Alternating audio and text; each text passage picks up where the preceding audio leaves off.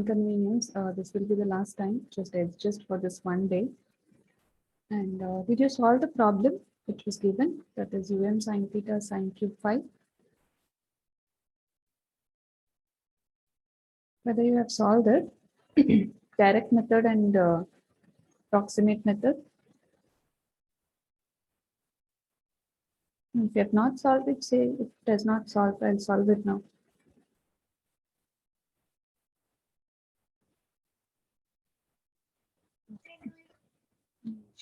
I don't think you will be, I don't know how many days still you're required to speak. So we'll solve it by using the exact method.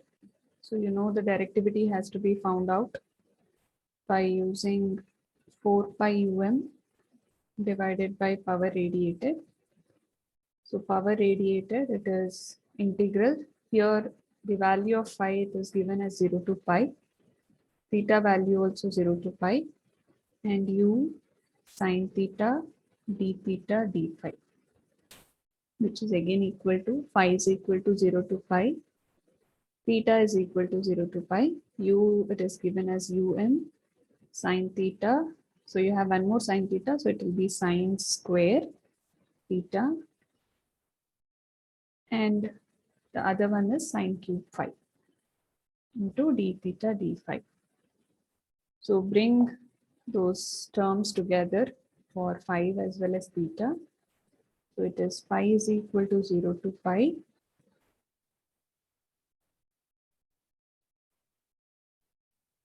Sine cube phi d phi. This is um. You can take it outside. Theta is equal to 0 to pi. Sine square theta d theta. Now you know you have to apply the formula of sine square theta as well as your sine cube phi. We know that sine cube phi is equal to 3 sine phi minus sine 3 phi divided by 4. Similarly, the other one, that is sine square theta, which is equal to 1 minus cos 2 theta by 2. Now just substitute the formulas. You have put a bracket. This is 3 sine phi minus sine 3 phi divided by 4. Again, integration phi is equal to 0 to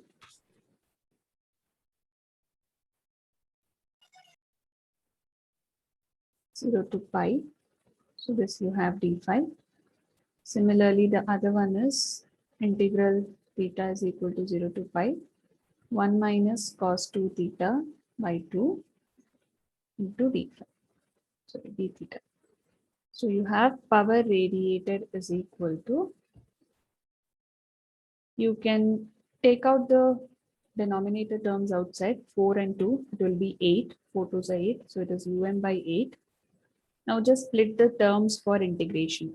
You have phi is equal to 0 to pi, sine phi d phi as the first term. Then you have minus integral phi is equal to 0 to pi, sine 3 phi d phi integration. Then the next term is pi 2 you have taken outside, 1 into d theta. So integral of theta is equal to 0 to pi d theta minus, you have integral of theta is equal to 0 to pi cos 2 theta d theta. Please now start doing the integration.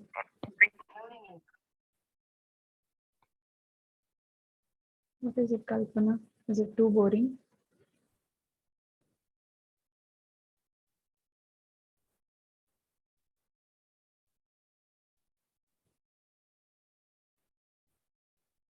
See, there is no force. If you want, you can come to the class. If not, don't come.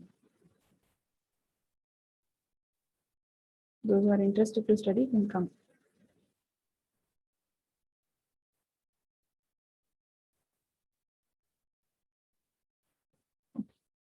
Now do the integration part. That is power radiated is equal to by 8. So what is the integration of sine phi? integration? Minus cos phi. Minus cos phi. So I'll write this minus here. Cos phi. This is integral limit of 0 to pi minus sine 3 phi integration will be cos Minus cos phi by minus, yeah, minus cos 3 phi by 3, 0 to pi. Then you have d theta integration, you know it is theta, 0 to pi. What about cos theta?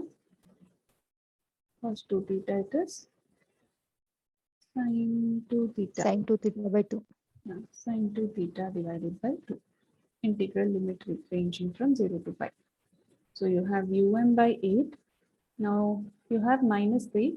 Either you can put it directly minus 3 here or you can keep it outside. So minus cos pi, minus into minus plus cos 0 minus. So here you have minus into minus, either you can do it as plus and solve, but I will solve it like this itself so that there will be no much confusions. So here you have again cos 3 pi minus into minus plus cos 0. So this is only this term I have written now. The next is pi minus 0, you know it is pi minus 1 by 2 of sine 2 pi minus sine 0. Now apply the values of those sine and cos.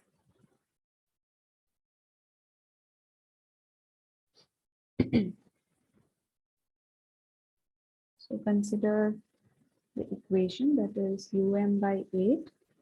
So this is 3. Cos pi, you know, the value of this is minus 1. Cos 0, the value is 1. So minus 1 into minus 1 is plus 1. Plus 1 plus 1 will be 2. Minus 1 by 3 you have.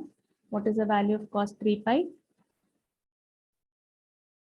Minus 1. Minus 1. So this is minus 1 plus you have cos 0, that is 1. Are you sure? Minus? Okay, minus 1. Minus of minus plus 1. Plus 1. Okay. So this is pi minus. Now here you can see cos sine 2 pi value, you know it is 0. Sine 0 value is also 0. So whole term will become 0 here. So you can directly write that second value is nothing but you are getting it as pi. So now excuse me, ma'am. Yeah. Ma'am, for this before 1 by 3, won't it be plus 1 by 3, ma'am? Because you have missed here minus of minus. No, I did not consider that minus here. For example, see here minus cos 3 pi. So minus is here only. I have just taken this minus cos 3 pi here. If you multiply this minus into minus is plus, then directly you can write it as cos 3 pi minus cos 0. Is that okay? Yeah, okay, ma'am. So I did not multiply this together. So it is, I have kept it as minus 1. So by 8. So this is 6 minus 1 plus 1 is 2. 2 by 3 into 5. So just multiply this. You have by 8 into 6 3s are 18. 18 minus 2 is 16 by 3 into 5. So this you have 8 2s are 16. So you're getting power radiated as 2 pi by 3. Now substitute this to the directivity equation. That is d is equal to 4 pi by power radiated. So 4 pi divided by power radiated is 2 pi by 3. We'll take this 3 to the numerator. So it is 2. So the directivity is 3 2s are 6. Is that clear?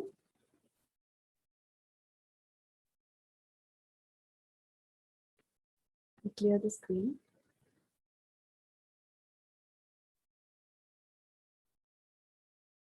Now do the approximate method. What is the first step for approximate method?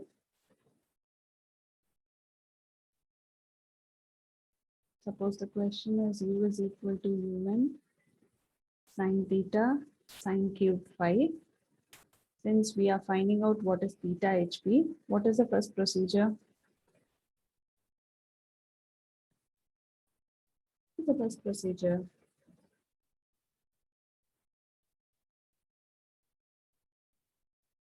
Phi equal to 90 degree. Yes. Make your phi is equal to 90 degree. So at theta is equal to theta 1 and u will be equal to um by 2. So substitute this in your first equation. That is, sorry, this second and third in first equation. So you will have this as u is equal to un sine theta, and you are substituting at theta is equal to theta m, u will become um by 2, theta will become theta 1. So um and gets cancelled. You will have sine theta 1 is equal to 1 by 2, which is theta 1 is equal to sine inverse of 1 by 2. What is sine inverse of 1 by 2? 30 degree, ma'am. 30 degree. So you got theta 1. Now you know you need to find out what is theta HP, which is equal to 2 theta dash, which is nothing but 180 degree minus here. Or you can write like how we have done previously, 90 minus 2 theta 1. I have directly multiplied that.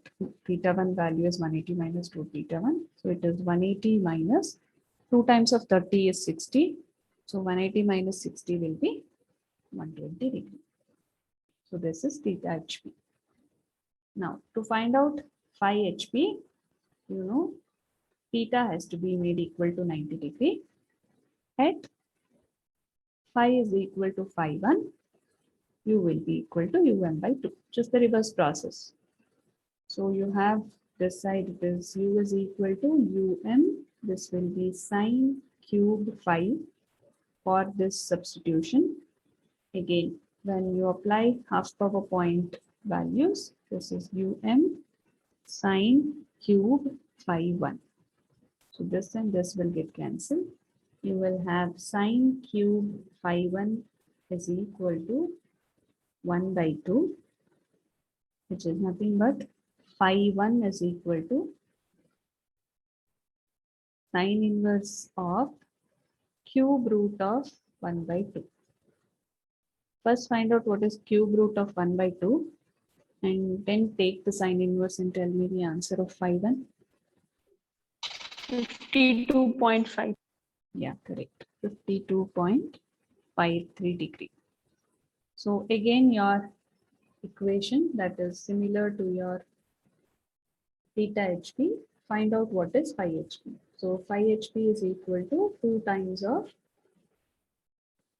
that is 180 degree, 2 times of phi dash, that is phi HP is equal to 2 times of phi dash, which is nothing but 180 degree minus 2 times of phi 1. So it is 180 minus 2 into 52.53 degree. How much you getting? And 74.94. 74.94. What is the formula for directivity approximate method?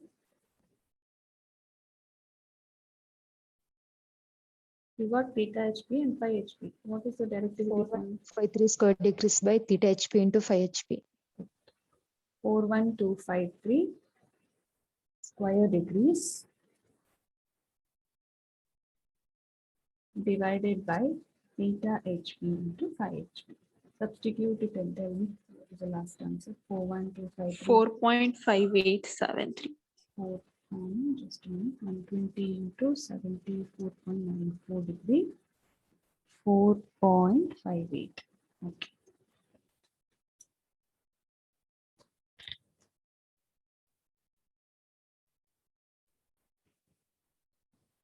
Anybody has any confusions?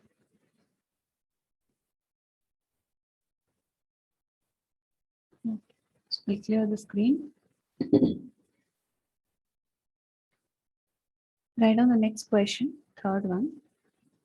It is u is equal to um sine square theta sine cube phi, where theta is greater or equal to 0, less than or equal to 5. Phi is greater or equal to 0, less than or equal to 5. Anybody want to solve it? Or anybody can come and solve?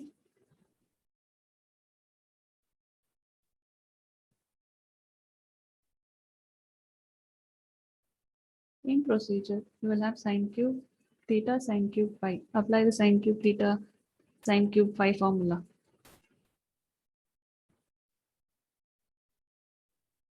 Try solving it. Tell me the answer.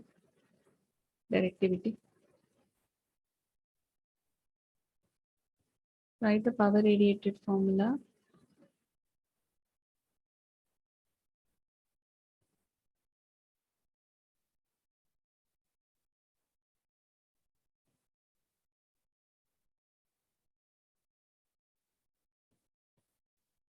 So this will be phi into 0 to 2 pi. I'll be taking outside.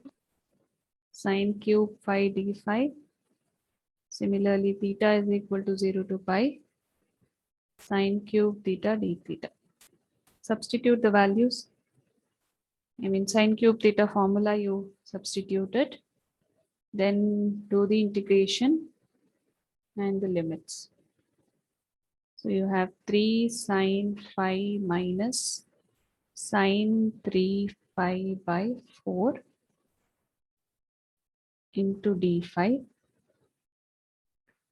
Theta is equal to 0 to pi. 3 sine theta minus sine 3 theta by 4 d theta. Solve it and tell me. Do the integration.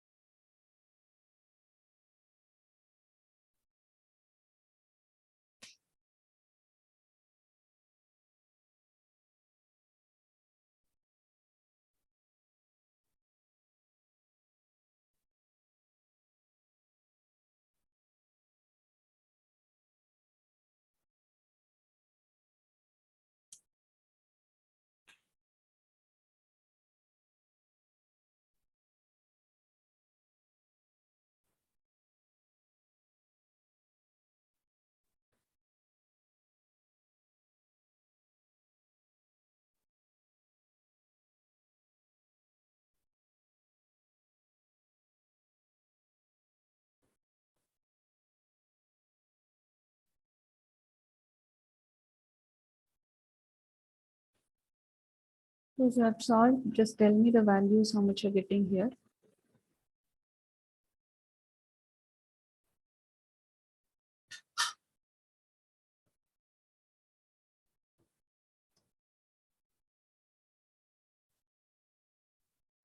So this will be 3 sine phi. Integration will be minus 3 cos phi.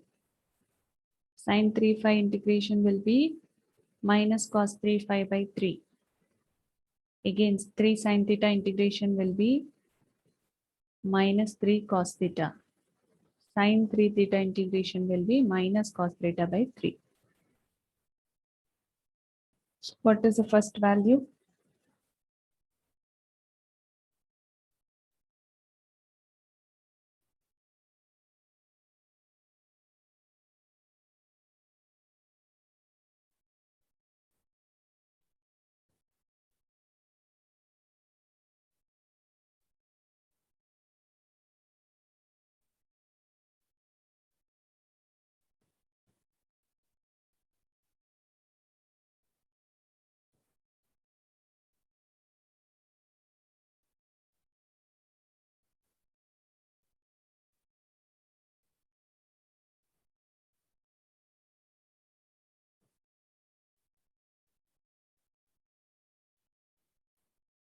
Are you solving?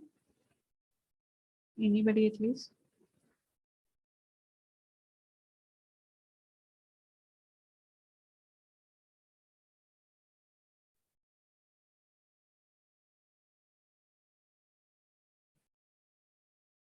Akash?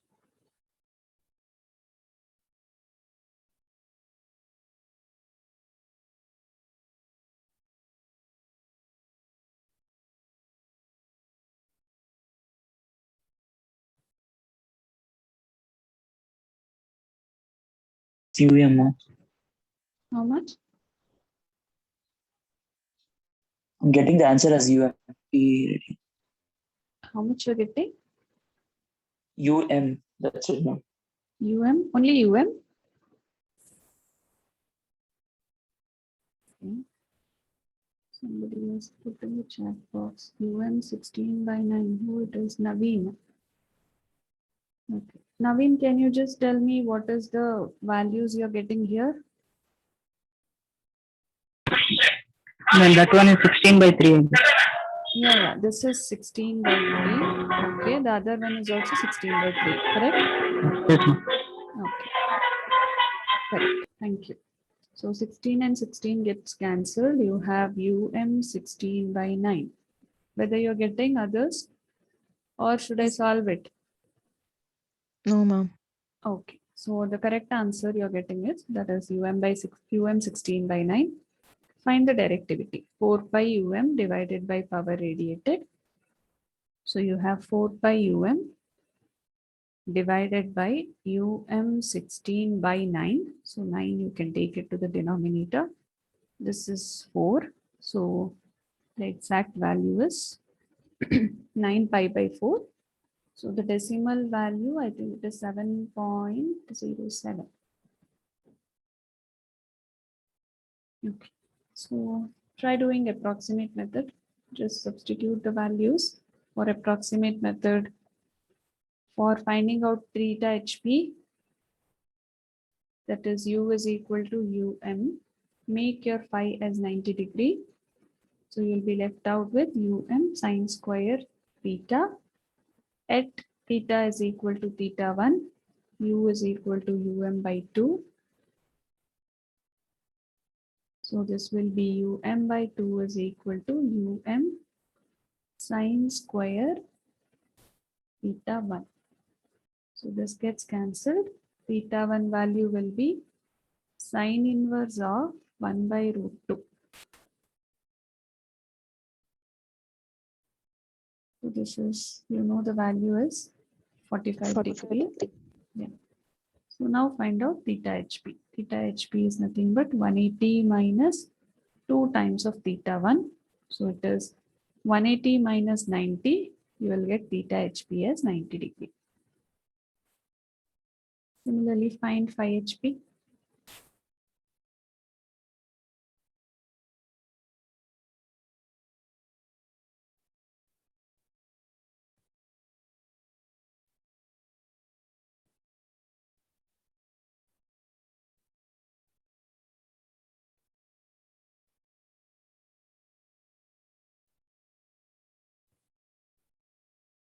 What is phi 1 you're getting? Sine inverse of cube root of 1 by 2. I think you got in the previous problem, the same value.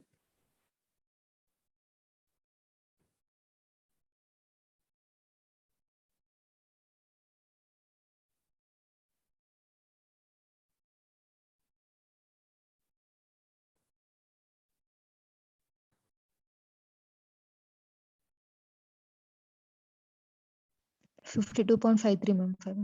52.53. What about phi HP? 180 minus 2 times of 52.53. 74.94. 74.94 degree. Now find out directivity. 41253 square degrees divided by 74.94 into 90 degree.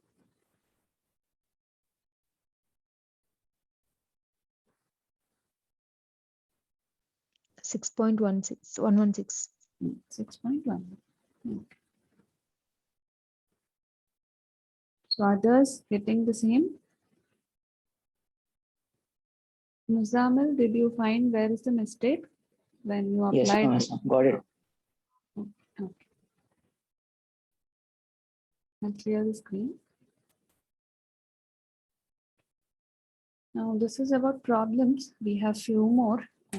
Let's solve it if time permits, or I'll give you an assignment. The same procedure it is. Instead of sine, we have some of the problems which is related to cos. So after that, we'll now move on to the sixth parameter, that is antenna parameter, which is nothing but radiation resistance.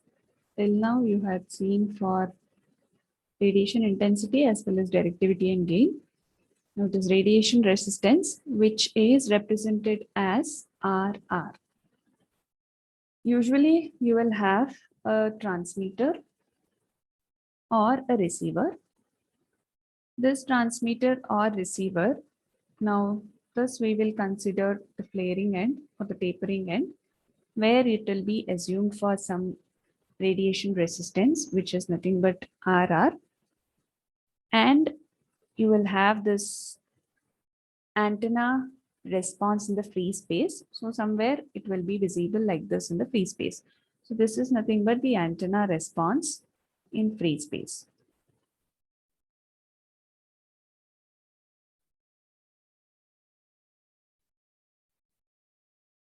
Now, when I say radiation resistance, it is usually considered as virtual quantity, which is mainly used to couple the antenna to the distinct region in the free space. So for coupling the antennas to the free space or some region in the free space, so you will be considering a virtual quantity because we cannot have a resistance in the free space. So you'll consider a virtual quantity so that it will couple the antenna to the free space. And it doesn't exist physically. So there is no existence for this physically. So it is defined as a fiction because it is virtual. We also consider it as a fiction resistance, which when substituted in series with the antenna consumes the same power as it is actually radiated. So since it is a fiction resistance, so we consider it in series with your antenna, and when you consider it with the same antenna, it will consume the same power as what is required for actual radiating. Now the formula for radiation resistance, usually we take it as RR is equal to, this is the power radiated, which I've taken it as WR, or it is watt.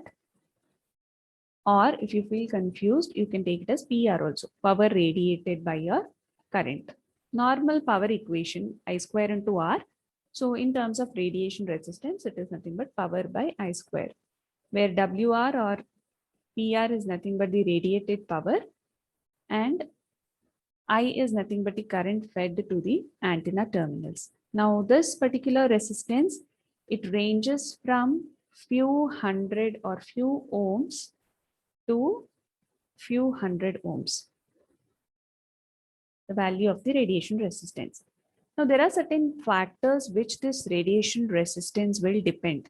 The first factor which it depends is because it is placed with the antenna, it will depend on antenna shape, size, and orientations, like how it is placed either horizontally or vertically. So this is the first parameter where the radiation factor depends or radiation resistance depends. Antenna shape, size, and orientation. The second is how the or where the antenna is located. So location of the antenna is important when you consider the radiation resistance. Third is the atmospheric condition. So based on atmospheric conditions, because we know antenna is inversely proportional to the temperature, or sorry, resistance is inversely proportional to the temperature.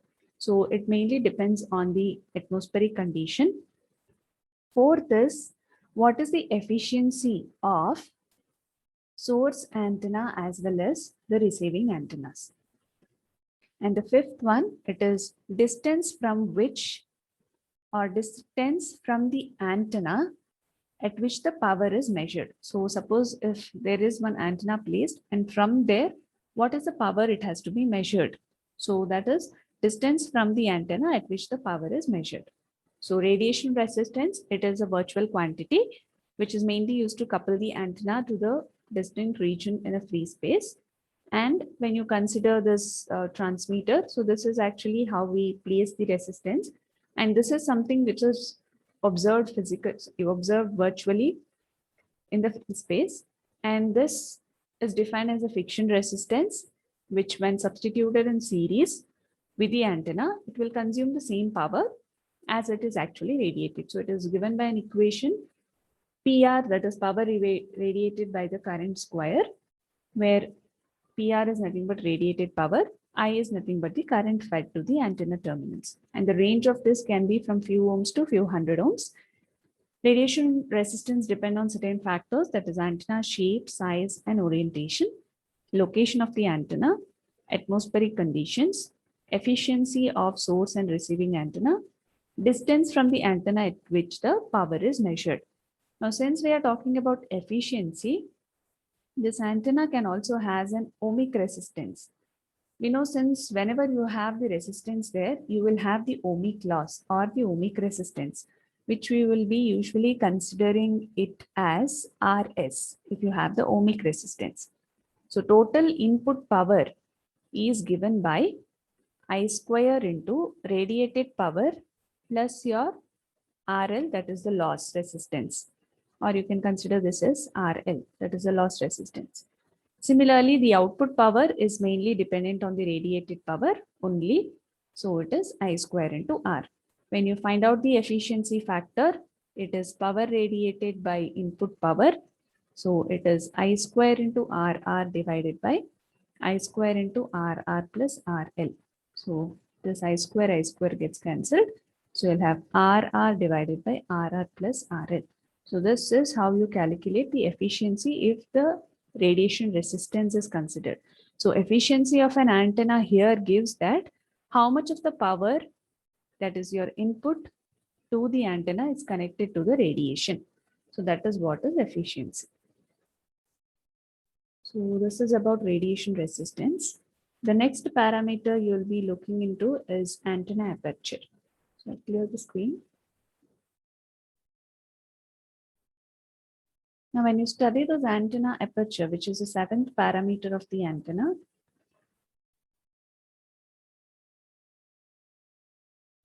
those antenna apertures. Now, usually antenna is used for reception of electromagnetic waves inside your receiving antenna. So it is called as receiving antenna. When you consider a long wire or a rod or an array, which is used as a receiving antenna. When I say a receiving antenna here, receiving antenna can be a rod, it can be a wire or an array, which can be used as receiving antenna, which will capture the wave and extract the power from it. Thus, for every antenna, there will be an area which is defined. So this area which will extract the power from the incident signal, that is your input signal. So antenna aperture is defined as area through which, since you are extracting the power through the receiving antenna, so it is the area through which power is radiated or received. So since it is inside the receiving antenna, so it will be mainly radiated power or a received signal. So an area through which power is radiated or received is nothing but the antenna aperture. It is also defined as ratio of power under consideration to the power density. So ratio of power under consideration to the power density is also called as antenna aperture. Now, to find out the formulas of antenna aperture, you have to consider a receiving antenna. Now, if I draw a small antenna receiving part, so something like this. So this is the receiving section. So in the receiving section, now this is nothing but the input power which is fed. This is the input side I've written, or you can just reverse the figure and write it, no problem. So this is the power which is WS is the power which you will be considering as scattering power or scattered power. Similarly, WL I'll be considering, which is, WL is the lost power. So this is lost power, because we know some of the power will be scattered, some of the power will be lost, and some of the power will be radiated. So WS is the scattered power, WL is the lost power, and the other one that is connected to the receiver part.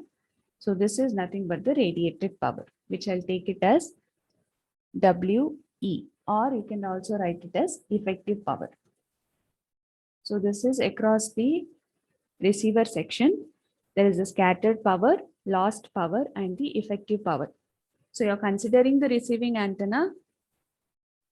Consider this W as the total power received. So out of the total power received, some amount of the power is scattered, which is or radiated, which is called as scattered power WS. Another amount of the power is dissipated as heat, which is called as lost power WL. And the remaining power, which is called as effective power, that is WE, which is delivered to the load.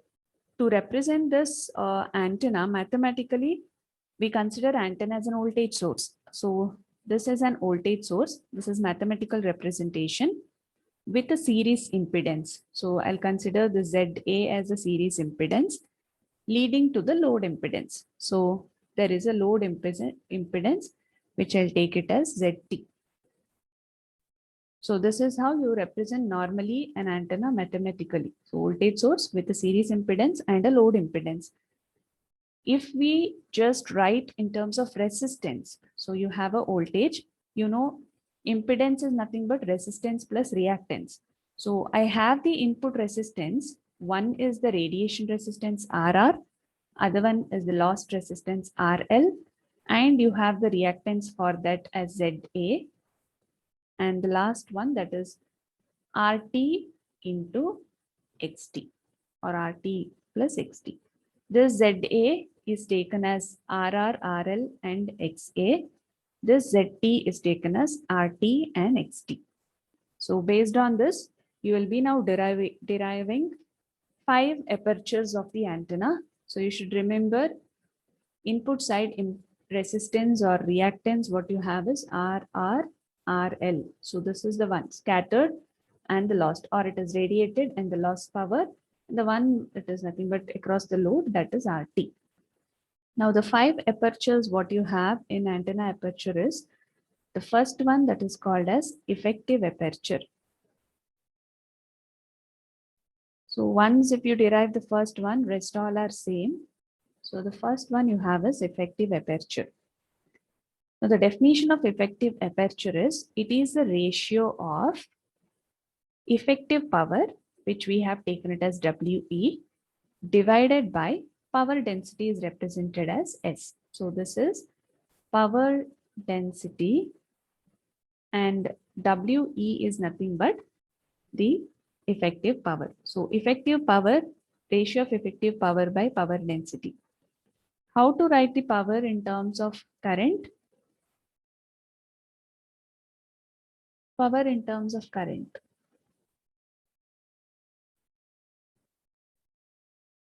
Anybody?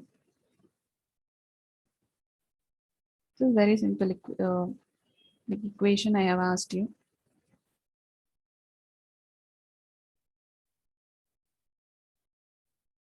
I square R. I square R. So here you have current I square. This is power. See, if you have confusion, you can write it as PE also. I have taken it as WE. So power in terms of current, it is I square into R. Now R, we know the effective is across the load. So the resistance what we take is RT, because this is, we have seen in that figure, the one which you have drawn in terms of the antenna receiver.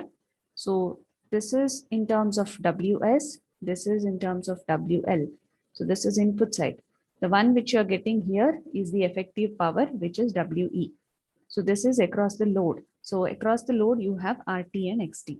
So it is I square RT divided by S.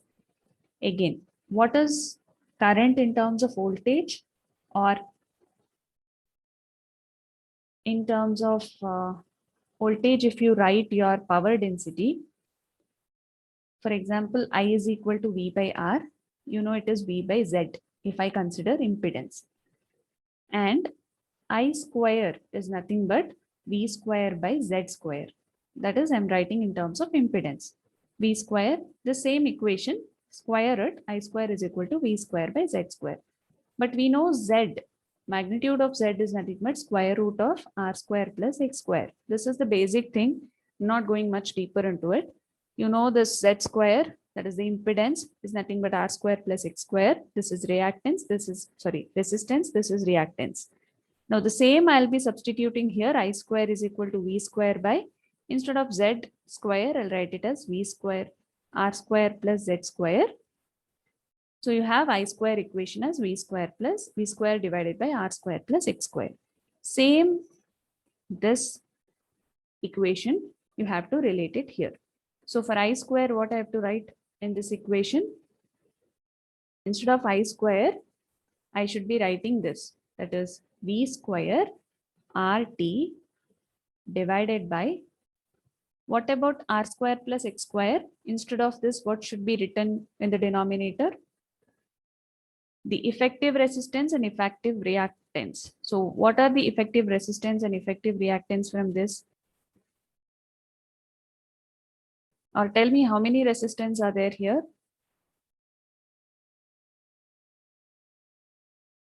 In the figure, how many resistance? 3. 3. Three, So ma'am. effective reactance will be RR plus RL plus RT whole square plus reactants are XA and XT. So it is XA plus XT whole square into you have one S that will be written. Once again, understand how to write the equation because all the effect parameters, apertures follow the same procedure. I is equal to V by R. Since we have here reactance and resistance, I need to represent it as Z. I square will be V square by Z square. But we know Z square or Z is equal to square root of R square plus X square. So substitute in terms of Z as R square plus X square. So same rule will be applying here. You have I square here, write it in terms of V square by R or Z. So it is V square total effective resistance and total effective reactance into S. Now, can anybody tell me what is maximum power transfer theorem? Maximum power transfer theorem or the condition. See, maximum power transfer condition says that when your load resistance is 0, your source resistance will be, or the load resistance and the source resistance both will be equal. At a condition where RL is equal to 0, you'll be able to get maximum power. If you have reactance, that will be minus of your load reactance. So you should remember this condition. Maximum power transfer conditions are load resistance will be equal to 0. Sorry, the loss will be equal to 0 or RL is equal to 0. RR will be equal to your RT, that is these both resistance. XA will be equal to minus XT. So at this condition, aperture corresponding to maximum power transfer condition is called maximum effective aperture, which we take it as AEM. Once you apply this maximum power transfer condition, your AE will change to AEM. This is under the condition saying that it is the aperture corresponding to maximum power transfer. So just replace now V square into RT divided by, apply the condition here, RL goes to 0. Instead of RR, you have to write RT, or instead of RT, you have to write RR. So I'll write it as, instead of RR as RT plus 0 plus RT whole square. Instead of XA, it should be minus XT plus XT whole square into S. So you will have the equation remaining here, V square RT divided by 2RT whole square into S. So simplify this equation now.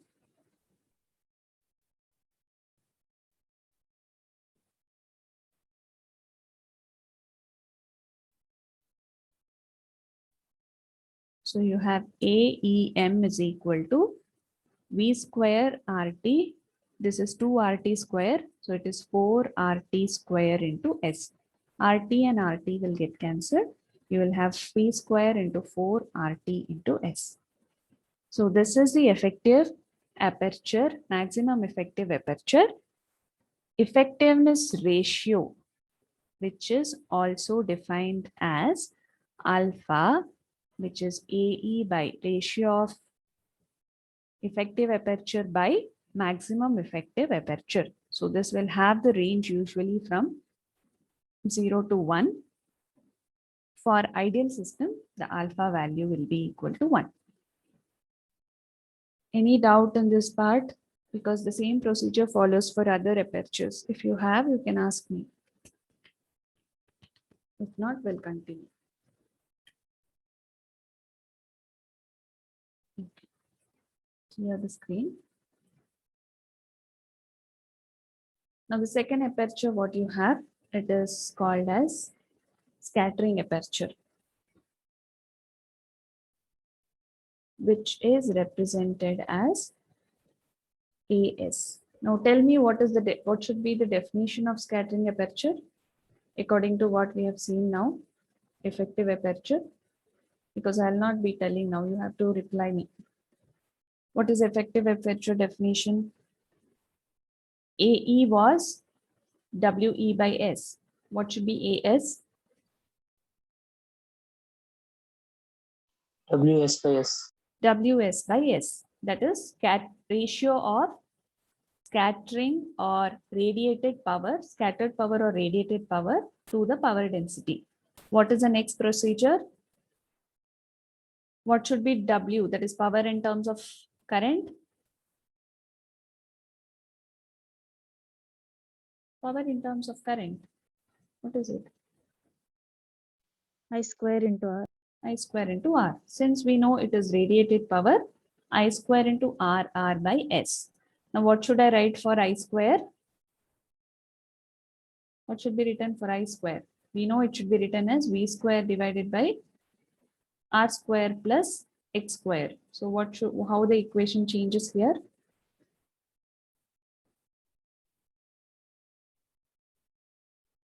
What will be the equation? An equivalent resistance and reactance. Same equation. Instead of this, we'll be writing it as V square RR. What is the total resistance?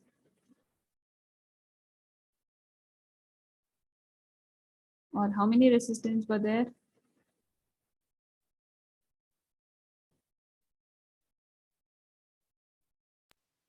Three resistance. So it is RR, RL plus RT whole square plus XA plus XT into whole square into you have S. What are the conditions of maximum power transfer? Three conditions were there. What all those conditions? RT is equal to 0. Okay. RR is equal to RT. XA Okay. is equal to minus 60. XA is equal to minus 60.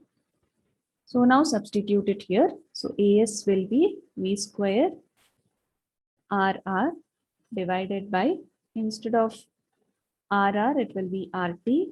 This is 0, again RT whole square plus this goes to 0. So you have S.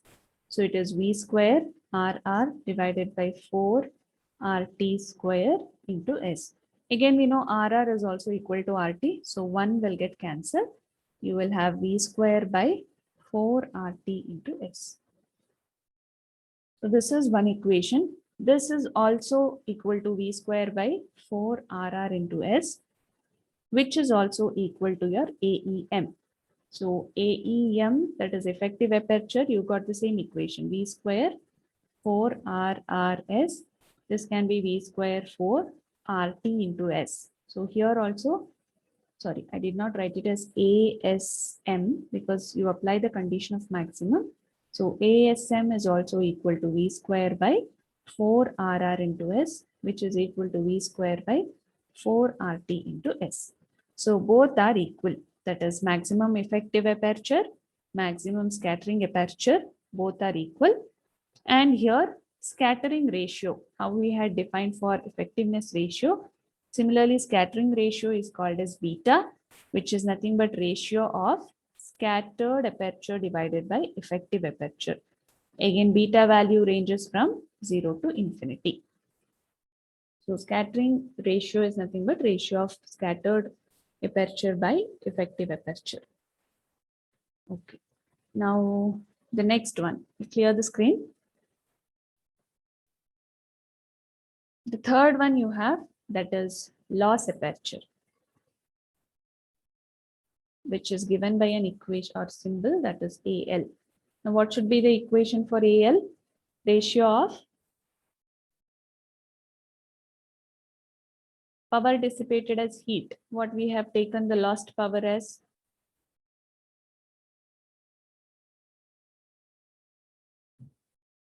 What was the lost power? WL, ma'am. WL, yes. WL divided by S, which is also equal to, if we write in terms of power, that is in terms of current, it is I square. Resistance, lost power is nothing but RL. So it is I square RL by S. Now here, if you write in terms of the voltage, that is V square RL divided by RR plus RL plus RT whole square plus XA plus XT whole square into S. Do you or can you apply the condition of maximum power transfer here? No, ma'am. No. Why? No, ma'am. Because RL is 0. Yeah, because Zero. RL is 0 and the total loss aperture will become 0. So here we will not be applying the condition for maximum power transfer. So that is only about the loss aperture. The next aperture we will go for collective aperture. So clear the screen. The fourth one, that is called as collective aperture. That is called as AC or AE, or you can take it as AC, collective. Now, collective aperture, the name itself says something like we have all the apertures and we have to add the total aperture. So the three apertures which we have discussed now, which indicates methods of collecting power.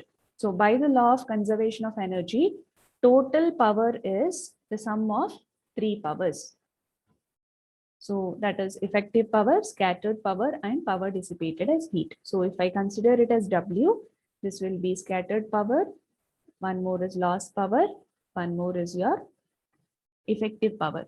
So therefore, collective aperture is defined as sum of three apertures to the power density. So AC is equal to W by S, which is nothing but WS plus WL plus WE divided by S. If you write in terms of current, it is I square into RR plus RL plus RT. So RR is for radiated power, that is effective power. RL is for the lost power. T is for your effective power. RR is for your scattered power, and divided by S. So if you again write it in terms of V square, it is RR plus RL plus RT divided by RR plus RL plus RT whole square plus XA minus or XA plus XT whole square into S. So this is the final equation. Again, for collective power, we will not be applying the maximum power transfer here. So just write the equations of all three power adding to the power density will give you the collective aperture. Okay. And the final one, the fifth aperture, what you have, that is called as physical aperture.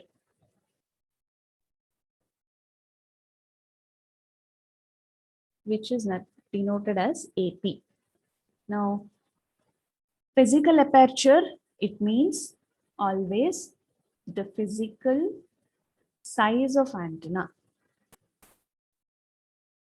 So it depends only on, now it is size. That means it depends only on shape, size, as well as dimension. Physical size means shape, size, and dimension of the antenna. Now, this is independent of power under consideration because it mainly depends on the size of the antenna. So since it depends on the size, that is shape, size, and dimension, this will be directly related to area of the antenna, which should be perpendicular to the EM waves with the antenna oriented for a maximum response. So since it is mainly dependent on the area, we have certain equations to write in terms of physical antenna, or we can consider it as separately. First, understand what is actually physical antenna, that is AP. It is the physical measure of the physical size of an antenna. So it mainly depends on the shape, size, and dimension of the antenna, which is independent of the power under consideration. So since it is the area of the antenna, which is perpendicular to the incoming waves or electromagnetic waves within the antenna from the maximum or for the maximum response. So when you consider this physical antenna, you have an equation which is related to aperture efficiency, or it is called as absorption ratio. So what does this aperture efficiency or absorption ratio says is, it is denoted as epsilon AP, aperture efficiency, which is ratio of effective aperture by physical aperture. And since it is aperture areas divided, it is dimensionless. And this value, it is usually for, you have different types of antenna, which you'll be studying in the module 5. You have horn antenna, parabolic antenna. For these kinds of cases, this efficiency will be around 50 to 80%. Similarly, you have like patch arrays or large dipoles where you will have 100% efficiency, where the epsilon AP value will be ranging from 0.5 to 0.8. So this is one equation which is related to your physical aperture, that is aperture efficiency, which is equal to AE by AP. Now there is one relation which is related to your aperture beam area relation. Aperture beam area relation.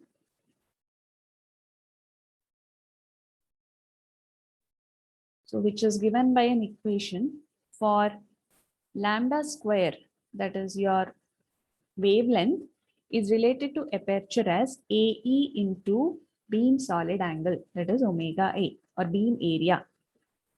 This is not beam solid angle, this is beam area. So lambda square is equal to AE into omega A, where your AE can be written as lambda square divided by omega A, or in terms of omega A, if you write, it is lambda square divided by AE. We know the directivity relation in terms of beam area. It is 4 pi divided by beam area, that is omega A. So substitute the value of omega A here, that is this one, lambda square. So if you consider this as equation 1, substitute equation 1, 4 pi divided by lambda square by AE, which is also equal to 4 pi AE divided by lambda square. This is one important relation of directivity. So you have to remember for problems or for derivation. D is equal to 4 pi AE by lambda square. So idealized, if you have an isotropic antenna where usually D is equal to 1, then you can say that the effective aperture AE will be equal to lambda square by 4E. So if you substitute D is equal to 1 for isotropic antenna, then AE will be equal to lambda square by 4 pi, where you can consider this 1 by 4 pi value, you will be getting it as 0.07957, which is 0.0796 lambda square. So this is the value of aperture if you are considering idealized antenna or it is an isotropic antenna for directivity which is equal to 1. So remember this relation, that is 4 pi AE square by lambda square. So any confusions till now? You want me to repeat any of the part?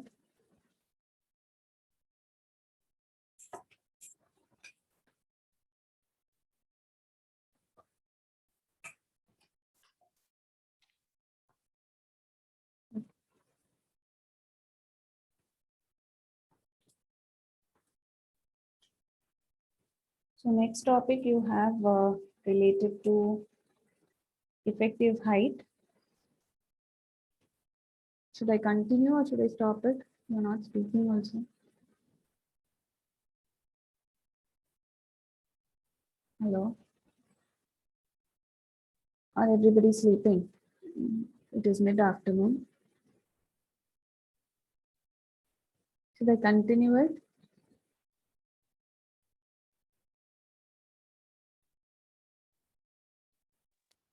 Continue, ma'am. See, there is no force. You can be free to me, talk to me freely. Why there are only few students always respond? What happened to others?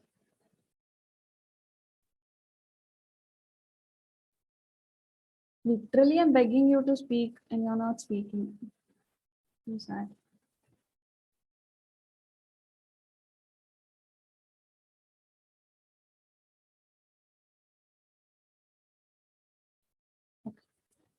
See, this is important. Again, you have two derivations here, which is again asked for 8 to 10 marks. Either it can be the first one, which I tell you, or it can be the second derivation, which I tell you. So I want you to be concentrating. So the next parameter, which is that is effective height. So the effective height, it is similar to your effective aperture, what you have studied, but it is the effectiveness with which antenna can act as a radiator, or it can be a collector of electromagnetic energy. It can be either as a radiator or a collector for the electromagnetic energy. So now this effective height, it indicates how effectively an antenna can transmit or receive the electromagnetic waves. The major distinction between your effective height as well as effective aperture. The difference between effective height and effective aperture is that effective height is involved with a dimension that is length, because it is something related to height. So it is involving with the dimension length, whereas effective aperture is involving with the dimension area. So this will be in terms of meter, this will be in terms of meter square. So this is the main difference of effective height and effective aperture. Here we represent the effective height as HE. So the equation of HE is defined as it is a ratio of voltage by electric field intensity. So you know voltage unit is V, electric field intensity unit is volt per meter. So you have that is the dimension as meter, because V and V gets cancelled, you will have only meter. So V is the voltage induced in the antenna, E is the electric field intensity. Now there is one more equation for effective height, which is in terms of current, that is I average divided by the current maximum into HP, which is again in terms of meter, because current ampere gets cancelled, you will have physical height of the antenna, which is in terms of meter. So HE is equal to I average by I max into HP, where HP is the physical height of the antenna. I average is nothing but average current. I max is nothing but maximum current. Now here, the linear antenna consists of one we consider as a linear antenna. A linear antenna will consist of a number of short conductors connected in series. So you have conductors which are connected in series. Each short conductor is a dipole, which has, what is actually a dipole? When I say a dipole, what is actually a dipole?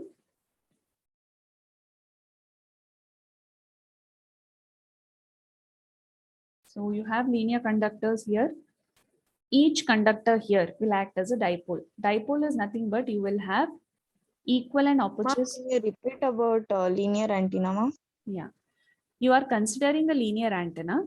Linear antenna is nothing but a straight kind of a structure or a conductor where you are placing same kind of conductors in series.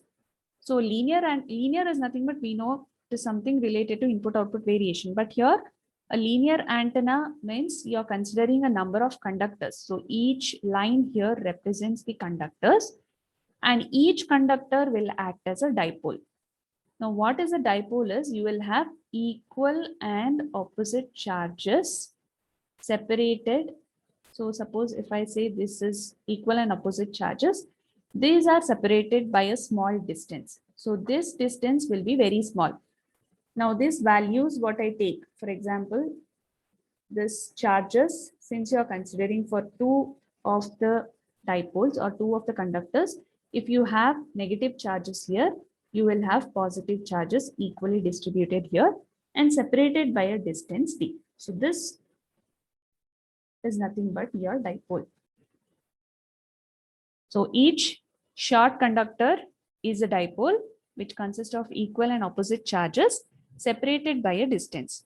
Now this distance is very small when compared to your wavelength, because usually we consider wavelength. This distance will be very much small compared to your wavelength. Now based on this, you are going to derive the effective height of the first one we consider is the effective height of a dipole, where we consider the length of the dipole as lambda by 2 dipole. Till here it is fine?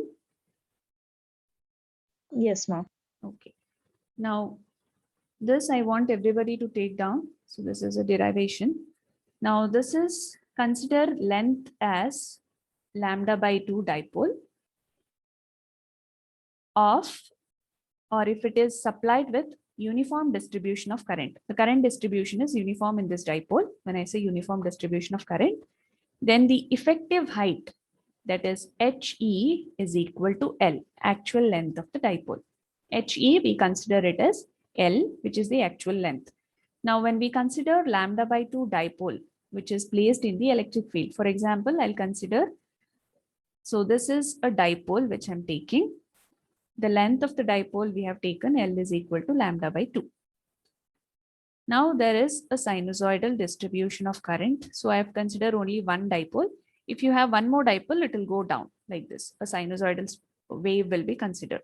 So this is a uniform distribution of current. Since I've taken a sinusoidal distribution, I'll consider it as sinusoidal current distribution. Now the electric field intensity is given. This is somewhere you can take z-axis or axis. Here, there is an incident field to this particular dipole. There is an incident electric field is given. And now considering this lambda by 2 dipole placed in the electric field with a sinusoidal distribution of current, the average value of current for such conditions is taken as 2 by pi I max. This is the general equation for a sinusoidal distribution of current, that is 2 pi divided by I max. Consider this equation as 1. Now you know that the equation of effective height, that is HE, is equal to I average divided by I max into HP. So substitute 1 into, you will get I average, HE is equal to I average, substitute as 2 by pi I max, which is divided by I max into HP. So this I max and I max get cancelled. You will have 2 by pi into HP. Now we know that physical height of the antenna is equal to effective height, which is equal to length. So this 2 by pi, you will get it as, do it in the calci. I think you should get it as 0.64. Physical height of the antenna is equal to effective height of the antenna, which is L. So HE will be equal to 0.64 L. And since we are considering the dipole of length, that is lambda by 2, the height for that particular sinusoidal distribution, what you get is 0.64. Similarly, we need to find for the triangular distribution. So this is length, we will consider it as 0.1 lambda. So this current distribution here, it is triangular. Here only this value changes because this is the general equation for sinusoidal distribution. For triangular distribution, I average will be 0.5 I max. So just substitute here similarly like how we have done for sinusoidal distribution. So this will be I average value will be 0.5 by I max, 0.5 I max divided by I max into HP, which will give you 0.5 L. HE is equal to 0.5 L. So for a sinusoidal distribution, you have 0.64 L. For a triangular distribution, it is 0.5 L.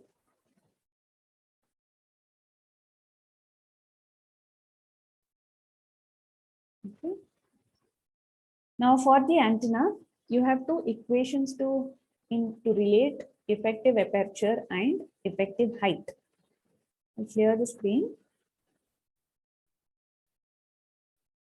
For that, for an antenna, if you consider for radiation resistance RR matched with load. Now we know that power delivered to the load, that will be 1/4 V square by R square. So since you are considering here the power in terms of RR, that is radiation resistance, you need to relate this equation, that is V is equal to H into E, because you know effective height is equal to V by E. So V will be H into E. Substitute that V equation here, that is 1/4 V as H into E divided by RR whole square. This is effective height, so it is HE.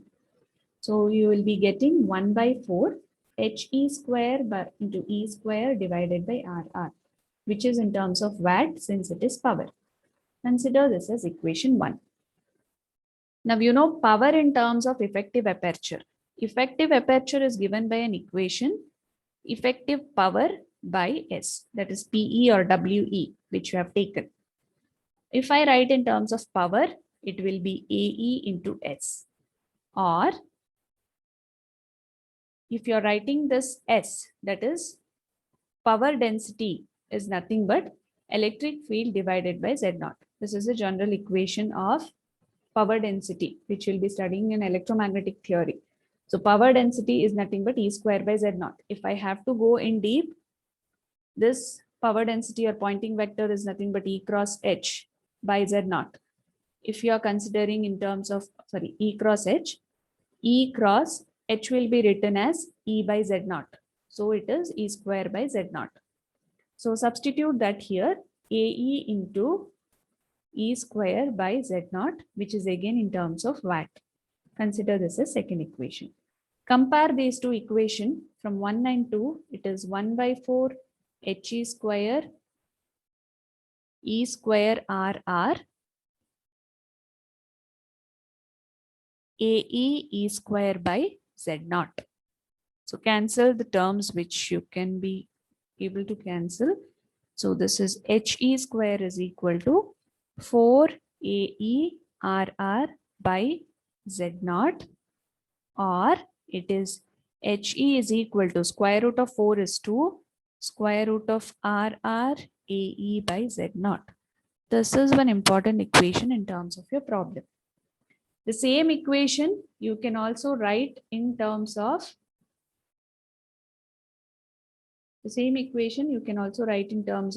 AE. So just the same, write as, instead of writing left hand side as HE, take it as AE and write. That is this equation. From this, AE will be equal to HE square Z0 by 4 RR. This is one more equation. Now remember, HE unit will be in terms of meter, AE unit will be in terms of meter square. This equation is nothing but this will give you the relation of aperture and height. Similarly here, aperture and height. AE will be HE square Z0 by 4 RR. This is 2 into square root of RR into AE by Z0. Any confusions?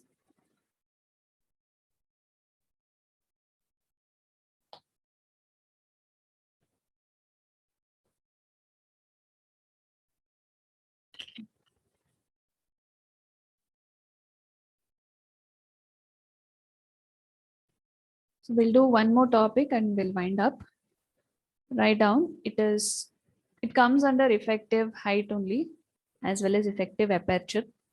Relation of that, effective aperture and directivity of a short dipole. Again, this is important.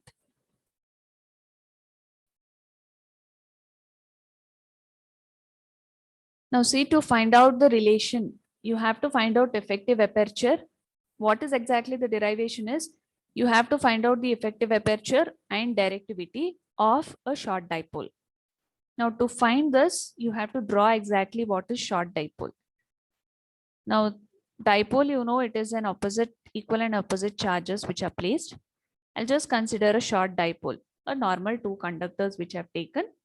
This conductor, there is an electric field which is it's flowing. I'll incident the electric field in the x direction and it is placed in the z direction, and there is a y direction, x, y, z. Now here, this both should be connected through a resistance, which is RR.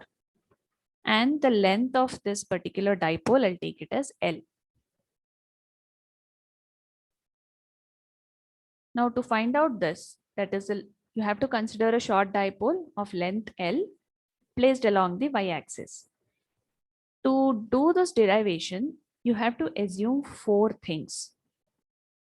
The first assumption is a plane wave is linearly polarized with electric field in y direction. So you have a short dipole, you have a plane wave which is linearly polarized. When I say linearly polarized, it is in the vertical direction with electric field in the y direction. So you have electric field in the y direction. So a plane wave is linearly polarized with electric field E in the y direction. That is the first assumption.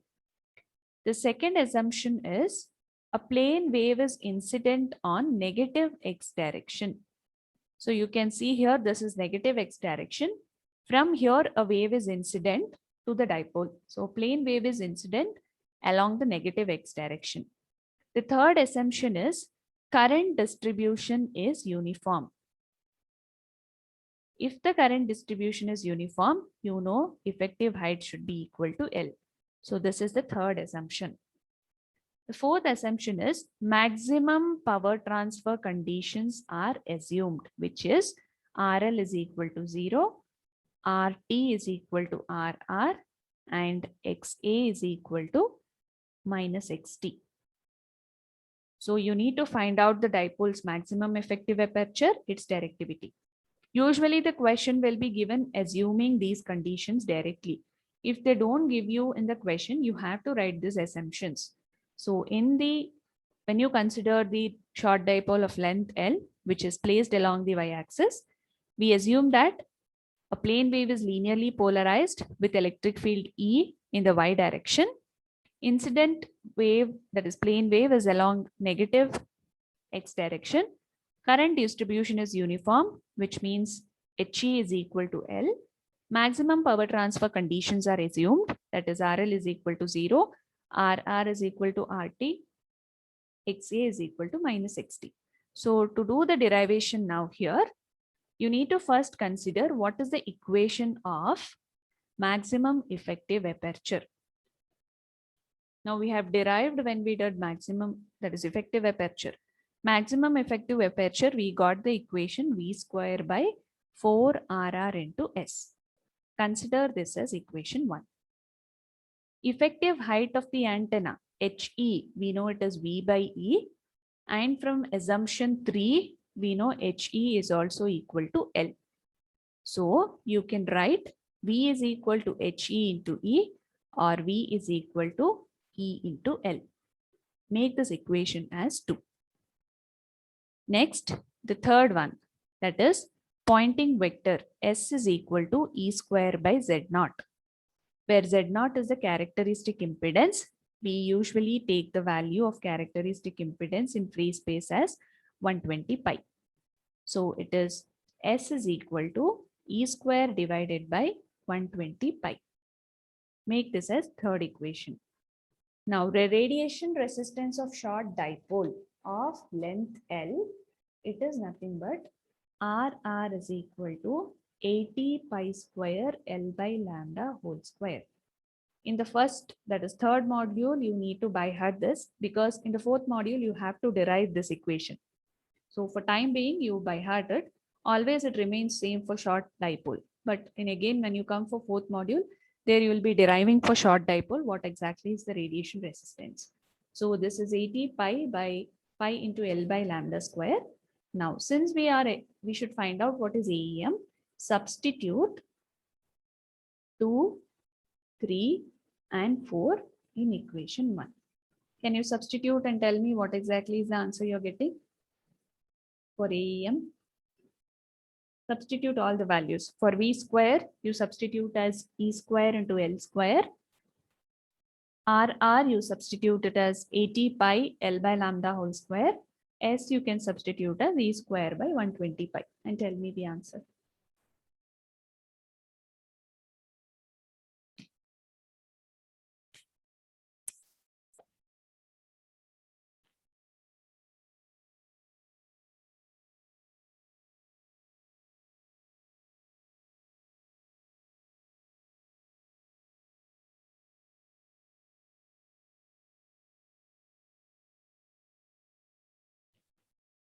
Which all terms will get cancelled?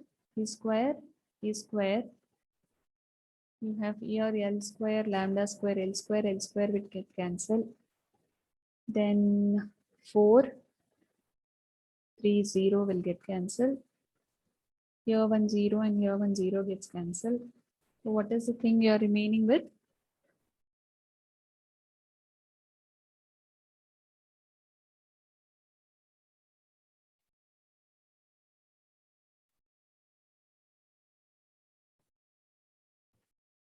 Three lambda square by 8 3 lambda square by 8. by 8. Pi is not there. Pi and pi will get cancelled, ma'am. Okay, sorry. Please make this correction. I have written as 80 pi. This is pi square. So you'll have 1 pi gets cancelled, 1 remaining. So AEM will be 3 lambda square by 8 pi. Do 3 by 8 pi. 3 divided by 8 pi.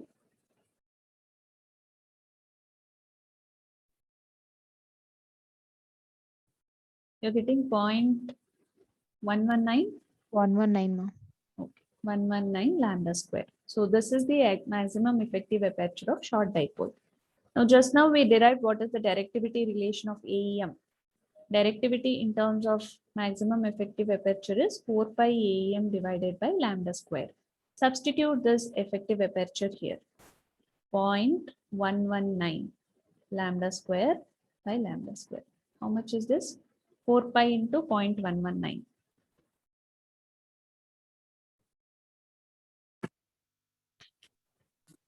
1.49. Yeah, 1.495. You can approximately take it as 1.5. So the question can be asked directly also, or they'll give you to prove that the directivity of a short dipole is 1.5. So that time you have to first do the maximum effective aperture and then substitute the value for the directivity of that is short dipole 0.119, then find out what is directivity. Now similarly, I'll clear the screen. We'll do it here itself. Similarly, you have to do for lambda by 2 dipole, like how you did for short dipole. Similarly, lambda by 2 dipole. For a lambda by 2 dipole, the process is little bit lengthy because you need to find out what exactly is the voltage of that lambda by 2 dipole. So we will do it in the next class so that even the figure is also same, but you will be considering lambda by 2 dipole is a very small dipole. So you have to consider a small area there considering dy. So for that area, you are going to find out what exactly is the electric field intensity and the voltage. Then you are substituting the procedure, everything is same. That is AEM taking V square 4 RR into S taking HE. But here this voltage will change. That is V is equal to EL, what you have taken. Here the value of voltage will change. Rest all the factors remain same. But RR also will change because radiation resistance of a lambda by 2 dipole is 73 ohm. Again, this will come in module 4 where you are going to derive it. 73 ohm. So just substituting that, you will be getting what exactly is AEM. So that was about